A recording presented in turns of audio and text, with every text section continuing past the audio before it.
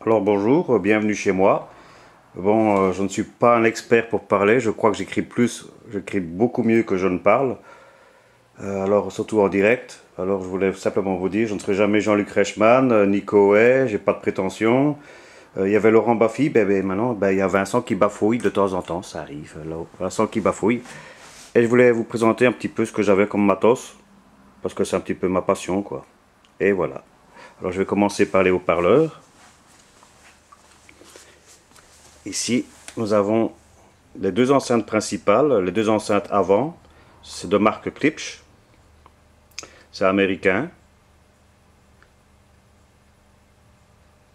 Ces haut-parleurs font 100 watts RMS sous une impédance de 8 ohms.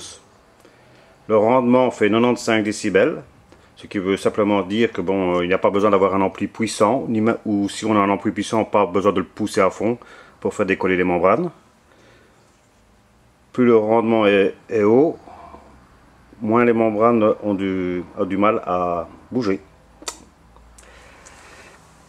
Alors la particularité, c'est le tweeter Tractis. Alors ici les membranes sont en aluminium, en céramique et en aluminium. Voilà. Alors, il y a aussi le caisson de basse. C'est un caisson qui fait 500 watts RMS. Ici, je ne lui ai pas mis ses pointes parce que ça sert à rien sur du carrelage. Je risque plus d'abîmer les joints qu'autre chose. Le haut-parleur fait 30 cm. À l'arrière, il y a des connexions pour mettre des satellites. Donc un ensemble de haut-parleurs supplémentaires. Alors, qu'est-ce que je peux encore vous raconter sur ce truc? Oui. Alors là, ici c'est le central. C'est une enceinte centrale 3 voies Infinity de la série Beta, la Beta C360. Elle fait 200 watts RMS sous 8 ohms, 91 décibels, 91 dB pour le rendement, ce qui est excellent pour une enceinte centrale. L'enceinte centrale elle-même fait pas loin de 16 kg. Elle fait 61 cm de large. C'est énorme. Heureusement, j'ai trouvé un meuble pour pouvoir la caser. Alors ici, donc, vous avez les deux bases de 16,5 qui sont en céramique aussi. Le tweeter qui fait 20 pour les aigus qui fait 25 mm. Le médium qui fait 10 cm. Voilà. Alors,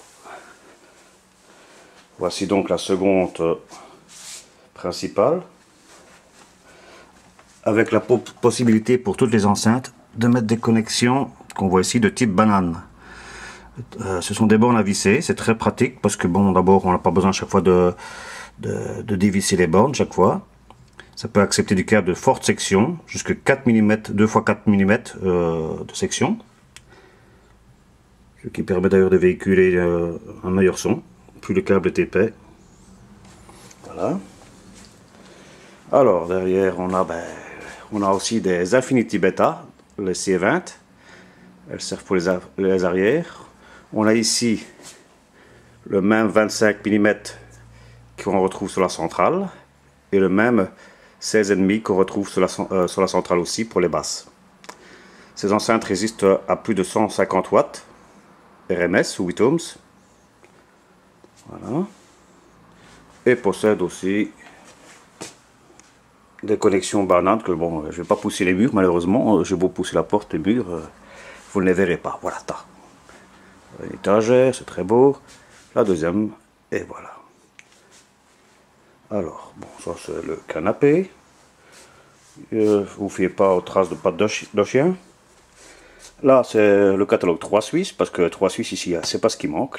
Les Suisses, il y en a plein ici, plein à la maison. Alors, qu'est-ce qu'on a encore à vous montrer? Une armada de télécommande. Il me faut 1 heure pour retrouver la bonne télécommande, chaque fois. On a une vieille PlayStation que j'ai ressortie du musée. On a la Xbox du gamin. 'Qu'est-ce qu'on a encore d'autre? Pour le moment, ça sera tout. Je vous montrerai l'électronique après.